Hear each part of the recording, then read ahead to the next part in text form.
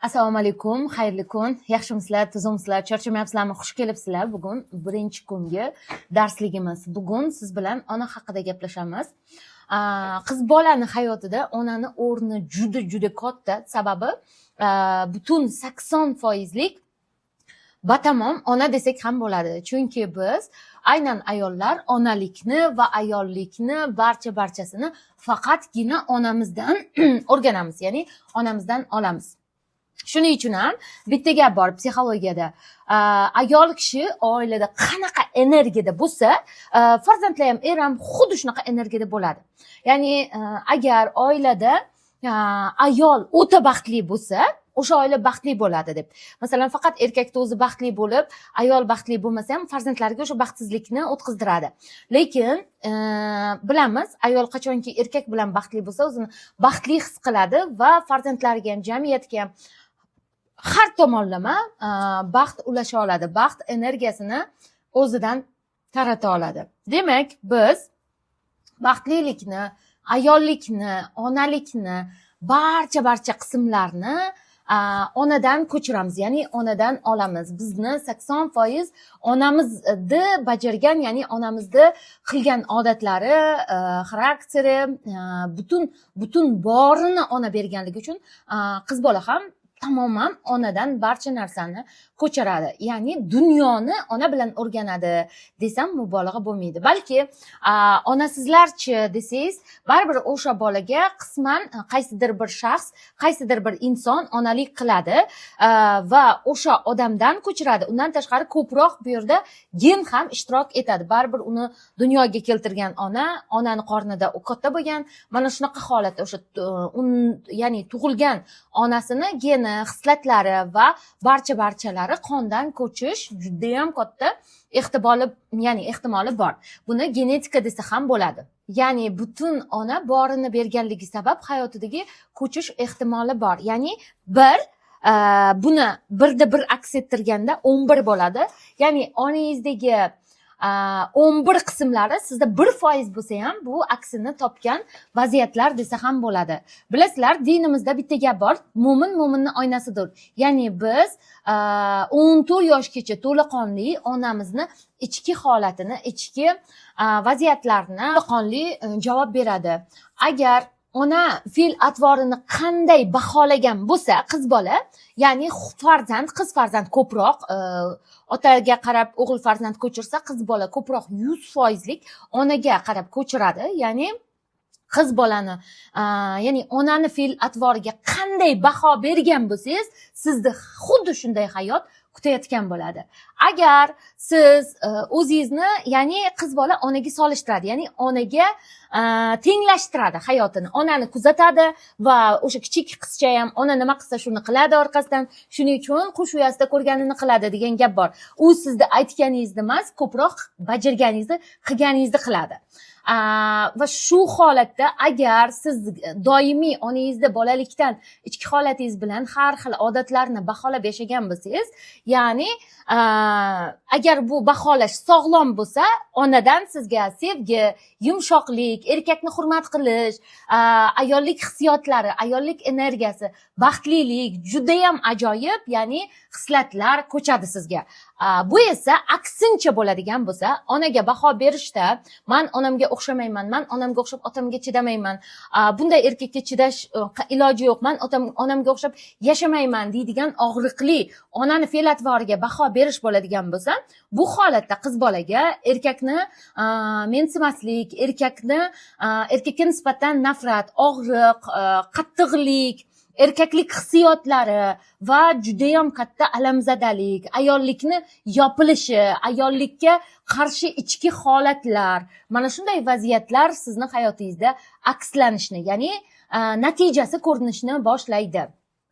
Demak, biz onadan xuddiki onani naqshimiz desak ham mubolag'a bo'lmaydi. Ya'ni biz ona qanday holatda bo'lsa, xuddi mana shu narsalarni ko'chirib yashaymiz. Ayniqsa agar ona baxtsiz bo'ladigan bo'lsa, biz o'ta ayollar sadoqatlimiz va mana ko'r, o'zingizga bitta savol bering. Hattoki oilada ham erkak kishida sadoqat kuchlimi, ayol kishidami desam, baribir juda ko'pchilik biladi, ayol kishida sadoqat juda ham kuchli. Shuning uchun qiz bola ham onaga o'ta sadoqatli, ichki holatidan sadoqatli bo'lganligi sabab, ya'ni ona, sen baxtsiz bo'lsang, men baxtli bo'lmayman, men sening naqshingni ko'chirib yashayman, men senga sadoqatliman, san bitta o'zing emassan, bu yerda men ham senga qo'shilib baxtsizman degan holatni aks ettiradi. O'zi tushunmagan, anglamaydi, buni aqlan tushunmaydi, lekin neosozanno, ongsiz darajada botiniy ongida, ya'ni shuni qaytaradi. Shuning uchun ham masalan onangizga yoki aka-ukangizga, opangizga, singlingizga shunaqa erini yomonlab, unday qilyapti, bunday qilyapti desa, siz uni ovutish uchun, sadoqatingizni ko'rsatish uchun, voy, shunga ham qilib o'tirasan, bizda ham shunaqa pulimiz yo'q, shunaqa qiynalyapmiz desangiz, voy, bizda ham shunaqa, sen bitta o'zing baxtsiz emassan deydigan, ya'ni sadoqat naqshini ko'rsatadi. Shu holatda onani baxtsizligini, onani fe'l-atvoridagi qiyinchiligini, azobini biz takroran qaytarib yashaymiz. Ya'ni onani batamom ichimizdan akslantirib ko'rsatamiz. Ona identifikatsiyasini qiz bola, ya'ni bolalikdan boshlab o'zini tenglashtirganligi sabab mana shu identifikatsiyani to'laqonli ko'chirib yashaymiz. Chunki qiz bola to'laqonli onasini, ya'ni bu tenglab yashaganligi uchun, albatta bu tenglik sog'lom bo'lsa, qiz bolaning hayoti go'zal, chiroyli holatda bo'ladi. Lekin bu nosog'lom bo'ladigan bo'lsa, ko'proq qiz bolada mark kasalliklari, sistit, achishish, qichishishlar, matkadagi og'irlik, tanani og'irligi, doim ayol kishi energiyasiz, charchoq his qilib yashaydigan bo'lsa, erkakka ichki nafrat kuchli bo'ladigan bo'lsa, aynan onani tenglashtirgan holatdagi nosog'lomlikni o'ziga ko'chirib yashaganligi sabab qiz bola mana shu naqshni, ya'ni ona, sen yolg'iz emassan, men senga sadoqatliman, seni bitta o'zing baxtsiz emassan, men ham senga qo'shilib baxtsizman deydigan baxtsizlikni qaytadan yashaydi. Hozir shu o'rinda onani bir niqobi ostida yashaydigan, ya'ni onani hayotini ongsiz darajada o'zi ko'chirib yashayotgan ayol haqidagi kichkina hikoyamni aytib beraman. Bir ayol, ya'ni har doim kichkina tarelkaga katta tuxum baraklarni qiladi va har doim keyin turmush o'rtog'i, nega kattaroq narsaga solsang bo'lmaydimi? Har doim to'kiladi, nima uchun shuni kichkinaga solasan desa, bilmasam, onam shunday qilardi. Onasiga telefon qilsa, onam shunday qilardi. U ham onasiga telefon qilsa, onam shunday qilardi. Vot shu holatda qissadan qissa nima demoqchiman? Biz onamizni qaytarib yashaymiz va onasidan so'raganda bizda yo'qchilik zamon bo'lganligi uchun katta bizda laganimiz, ya'ni tarelkani kattasi yo'qligi uchun mana shuni kichkinasiga solardik degan. Vot hozirgi zamonda bor, lekin ba'zi bir chirigan sistemalarni ko'chirib, haligacha masalan qiz bola o'qish shart emas. Qiz bola o'qib uyga nima olib kelardi, olim bo'larmidi, qayerlardadir qolgan chirigan sistemani, ya'ni qayta ko'chirib yashash, ya'ni ichki ongsiz darajada onaga baxtsizsanmi ona, mana baxtsiz bo'lib ko'rsataman deydigan ichki sadoqatni, ya'ni ko'rsatib berish. Albatta bunaqa sizni ichki sadoqatingizni ko'rsatib berish ota-onangizga hech narsa olib kelmaydi. Ular ongsiz darajada ilmsizlikdan va buni angla olmaganligi uchun, ilg'a olmaganligi uchun, qayerda qanaqa xato ketayotganligini tushunmaganligi sabab ular shunday yashashdi. Bugungi kunda sizda bunday ilmlar bor va bu naqshlarni inshaalloh birgalikda bugun to'xtatish holatlarini ham ko'rib chiqamiz. Ona agar o'zini hayotida qiynalgan bo'lsa, azob chekkan bo'lsa, erkakdan baxtsizlik, ro'shanlik ko'proq ko'rmagan, ezilgan, erkakni qadr qiymati erkakning yonida bo'lmagan bo'lsa, qiz bola ham, ya'ni neosozanno ongiga xuddiki kasseta o'ziga zapis yozganidek, qiz bola ham ota shunday bo'lar ekan, erkak shunday bo'lar ekan, ayol shunday yashaydi ekan deydigan bu tenglashtiruvda ong ostiga yozib boradi va xuddi shunga mos, xuddi ota-onasi urushgan, so'kishgan, baqirishgan, bir-birini qiynagan, azoblagan, ota-onaga xiyonat qilgan, ayol doim yig'lagan, ayol doim qiynalgan va ko'z o'ngida bu qizni ona onasi ota tomonidan hurmat qilinmagan, e'zozlanmagan bo'ladigan bo'lsa, albatta bu yerda bilasizmi nima, qiz bola shuni batamom kassetasiga barchasiga yozib oladi va travmasiga mos erkakni topadi. U travmasiga ba'zan o'sha oila qurayotganda ko'pchilik aytadi, yaxshi ko'rib qoldim, bu menga yoqib qoldi, shuning uchun oila quramiz. Yo'q, aslida bu yerda yaxshi ko'rib qolish emas, aksincha travmalar bir-biriga mos bo'lganligi uchun, ya'ni buni ham onasidan nafrati borligi uchun, ya'ni erkak azoblovchi degan kassetasiga qiz bolani yozilgan, ya'ni erkak nafrat beruvchi, erkak bir qahri qattiq, erkak jabr beruvchi, zolim sifatida ko'riladigan bo'lsa, xuddi shunaqa erkakni o'ziga tortadi. Vrodi turmush qurayotganda hammasi yaxshi, shunaqangi yaxshi, turmush o'rtog'im menga yoqadi, bir umr xuddiki baxtli bo'ladigandek oila qurasiz, lekin oradan bir yil o'tar o'tmas qiz bolani hayotida ustunliklar boshlanadi. Siz o'ylaysiz, buni qaynonam aytyapti, qaynonam buzyapti, qaynopam buzyapti, kimlardir buzyapti deb o'ylaysiz. Aksincha bu yerda unday emas. Ichki og'riqli sistema, ya'ni onadan ko'chirgan naqshlaringiz, kassetangizga yozilgan erkak haqidagi informatsiyalaringiz barchasi ko'tarilayotgan bo'ladi. Matka chip сохранения deydi. Ya'ni qiz bolani ikkita ongi bor. Bitta ongi bo'lsa, bitta matka ongi. Ya'ni pastelda, ya'ni to'shakda bo'lgandan keyin to'laqonli bu erkakni informatsiya beradi. Mana erkak haqida bunday fikrim bor, unday fikrim bor degan holatda xuddiki ko'p qizlar kelganda 99.9% qizlar, "Что, erim otamga o'xshab qoldi, erim otamni o'zi." Sababi erkak haqidagi tushunchalarni, informatsiyani erkak olib, xuddi shunaqa qiz bolani hayotiga, ya'ni xizmat qilishni boshlaydi. Men hayotim haqida fikrlarimda qanday ssenariy bo'lsa, ya'ni bolalikdagi yozilgan kassetamga nima yozilgan bo'lsa, vot mana Erjon, men sizga majoziy ma'noda aytvaman, mana shular, mana shunaqa bo'lishing kerak deydigan holatda travmalar bir-biriga xizmat qilishni boshlaydi. Ya'ni yo'q, meni erim yaxshi deyishingiz mumkin, meni qaynonam buzadi, meni u buzadi, mana bu buzadi, shuning uchun oilamiz bunday bo'lyapti deydigan har xil shunaqa holatlarni o'zingiz o'ylab yaratib olgan bo'lishingiz mumkin. Lekin aslida u bolalikdagi ichki og'riqlar tashqariga, ya'ni o'z istimasini oshkor qilayotgan bo'ladi. Shuning uchun ham aytadi-ku, kasallik yashirsang istimasi oshkor qiladi. Xuddi shunaqa ichki og'riq lo'qillab o'sha istimasini berayotgan holatda tashqi hayotingizda urush janjallar, to'polonlar, krizislar, oila buzilishi va ket borki, bolalar qiynalgan, azob chekkan, ayol xo'rlangan, ayol o'zi xohlagan hayotda yashay olmayotganligi, sevgisizligi, erkakda e'tiborsiz bo'lib qolgani, erkak xiyonat qilib boshlashi, hatto peripiskalariga qarasa уже kimlar bilandir yozishayotgani, har xil holatlar boshlanadi. Sababi bu yerda batamom ayol energiyasi tushib, o'sha ichki og'riqli ona bilan bog'liq sistema juda kuchli ishlab ketayotganda, ya'ni ayol o'tda energiyasi tushib ketaveradi. Bilasiz, ayol kishi butun dunyodan, bolasidan, hamma narsadan energiya oladi, lekin erkak kishi bittagina ayoldan energiya oladi. Bu onasi bo'lishi mumkin, singlisi, qizi, ayoli, sevgan ko'chadagi qiz, farqi yo'q. Kimdandir oladi. Bu sizdan energiya olish уже nimasi, balansi buzilganda, vot erkakni tabiatan o'zini, ya'ni tabiatda o'zi itarib boradi boshqa ayollar yoniga. Xuddiki biz mana qornimiz ochsa, ovqat yeyishimiz juda ham zarur bo'lganidek, erkakni ham nima deydi, ayoldan energiya olishi juda ham zarur. O'ylab qarang, mana agar ayol kishi bilan erkak kishi kelisha olmay qolsa, erkak darrov o'sha onasiga borib xotinini yomonlab, ya'ni onasidan yaxshi bo'lib, отношенияsi, onasidan energiya olib, o'sha xotinni yomonlab turadi yoki ayol bilan yaxshi bo'ladi. Qayerdandir baribir o'ziga energiya manbayini yaratishni boshlaydi. Vot bu energiya manbayini topolmaganda hatto erkak kishi boshqalar bilan peripiska yozishadi.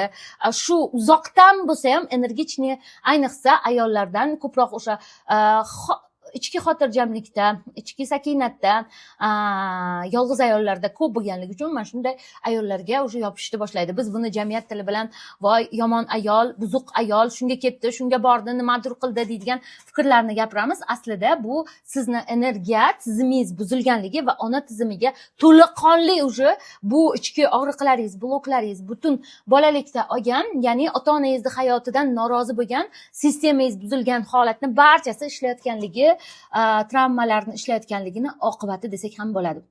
ona hayotini ko'chirayotgan ayol qizlarda juda ham ko'p holatlarda onasini sistemasi ishlayotganligi uchun, ya'ni erkak sovuq, erkak e'tiborsiz, erkak azob beruvchi, erkak e'tiborsiz holatlari juda ham kuchayib ketadi. Bu batamom onangizda ko'rgan holatlarni qaytarib yashash shakli desak ham bo'ladi.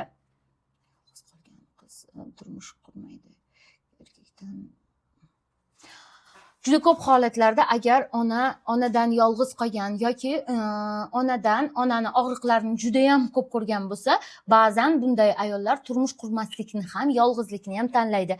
Erkak azob, erkak xavf, sevgi xavf, ya'ni erkak azob beruvchi, xavfli deydigan ongidagi og'riqli holat yonib qolgan bo'lsa, albatta bular ba'zan yolg'izlikni ham tanlaydi. Ona o'zini qurbon qilib yashagan bo'lsa, juda ham ko'p holatlarda qiz bola ham o'zini baxshida qilib yuboradi, ya'ni o'zini bag'ishlab yuboradi, o'zini qurbon qilib yashaydi, onani pozitsiyasidan ko'chirib yashayotganligi sabab. Va o'zini qurbon qilib yashagandan keyin hamma butun dunyoga o'zini tikib yuboradi. Yashamaydida, hamma nima desa, kimlardir yordam so'raydimi, so'ramaydimi, ahamiyati yo'q, hammaga yordam beradi va bora-bora bunday ayollar minnatchi ayolga aylanadi. Men hammaga qildim, men hammaga berdim, men hammaga yaxshilik qildim, aka-ukamga ham, unga ham, bunga ham menga qaytmadi, meni qadrlashmadi, meni sevishmadi, meni bilishmadi deydigan to'laqonli minnatchi ayolga aylanib qoladi. Sababi bu yerda onani aynan o'zini qurbon pozitsiyasini, o'zini baxshida qilib yuborish pozitsiyasini to'laqonli ko'chirganligi sabab mana shunday holatlar bo'ladi. Ona agar batamom erkakka ishonchsizlik, ya'ni erkakka ishonmaslik holatini qiz kuzatgan holatida, ya'ni umuman erkakka ishonmaydi, o'zi bilmagan holatda bu orqali ishonchsizligi orqali, o'y-xayollari orqali xiyonatni ham tortadi. Bu yerda juda ham qiziq yana bir mavzu bor. Agar siz erkakdan pul ola olmaydigan bo'lsangiz, bilasizmi, pul ola olmaydigan holatingizda bir o'ylab ko'ring. Siz bu yerda bolalikda onangizdan olmagan mehrni to'ldirish uchun onangizga borib yomonlashni boshlaysiz. Kuyovingiz pul bermaydi, qadrlamaydi, e'zozlamaydi deydigan holatda, ya'ni mana ona, men seni naqshingdan chiqmadim, men senga sadoqatliman, sen yaxshisan deydigan holatni, ya'ni ichki qurbon pozitsiya holatingizni hadeb onaga ko'rsataverganligingiz uchun bu sizga foydali xizmat qilayotgan bo'ladi. Ya'ni erkak pul bermasligi sizga foydali xizmat qilayotgan bo'ladi. Agar erkakni onaga yomonlash pozitsiyasi, onaga o'zingizni qurbon qilish, ya'ni ona, mana men qurbon bo'lib yashayapman shu oilaga tushgandan beri deydigan shu ko'rsatishlarni to'xtatganingizdagina bu, ya'ni turmush o'rtog'ingizni fe'l-atvori pul bermaslik holatlari, ya'ni to'g'rilanishni va bu pozitsiyadan chiqishni boshlaysiz. Ayol, ya'ni qiz bola boya aytganimizdek onadan ikkita pozitsiya holatini ko'chiradi. Birinchisi onalik pozitsiyasi, ikkinchisi ayollik, ya'ni ayollikni ehtirosli pozitsiyasini ko'chiradi. Qanaqa qilib? Kichkinagina qilib ehtirosli bo'ladi? Yo'q, prosta ayollikni to'laqonli ehtirosliligini neosozini ongsiz darajada onadan oladi. Agar qiz bola bu ikkita holatga ikkovini ham to'g'ri qabul qilgan bo'lsa, a'lo ustiga a'lo nur. Lekin onalik pozitsiyasiga ichida pretenziya, ya'ni ichida qarshilik o'ta kuchli, ya'ni ichida isyon o'ta kuchli bo'lgan paytida onaligiga qarshi narsalarni o'ziga tortadi. Например, men hech qachon unaqa ona bo'lmayman, hech qachon bolalarimni urmayman, bolalarimni urushmayman degan ayollar 100% bilamizki, vaqt soat kelib bolasini uradi, urushadi, даже onasidan ham battar qilish holatlari bo'ladi. Shuning uchun agar nima deydi, onalikka men hech qachon onamga o'xshagan ona bo'lmayman, hech qachon onamga o'xshagan ayol bo'lmayman deydigan o'ta pretenziyasi kuchli ayollarda, ya'ni erkakka to'ymaslik, erkakdan o'zini to'xtatish holatlari kuchayib ko'tarilib ketadi. Bu yerda qarang, buzuqlik hech qanaqa narsa yo'q, lekin agar mana qarang, balans buzilyapti, onaligini qabul qilmaganda bir tomonni qabul qilyapti, ayolligini, shahvoniyligini, ya'ni ehtirosli holatini onani qabul qilinyapti, onaligi qabul qilinmayapti. Вот bu ayolda уже shahvoniylik, ya'ni ehtirosli holat kuchayib ketishi va ehtirosli holat hattoki fohishalikka ham olib borib qo'yish holatlari juda ham kuchayib ketadi. Ya'ni turmush o'rtog'i bo'lsa ham boshqa erkaklar ko'ziga chiroyli ko'rinadi, boshqa erkaklar bilan yurgisi keladi. Mana shunday holatlar kuzatiladi. Ya'ni onadan o'sha balans buzilgan, ya'ni onadan to'g'ri olmagan bolalikdagi onani holatiga, ichki holatdagi pretenziyalari ko'pligi sabab bo'ladi bu narsaga. Va onalikni qabul qilmadi va ehtirosli holatini qabul qildi, ko'tarilib ketganligidan, ya'ni fohishalikka qarab ketib qoldi.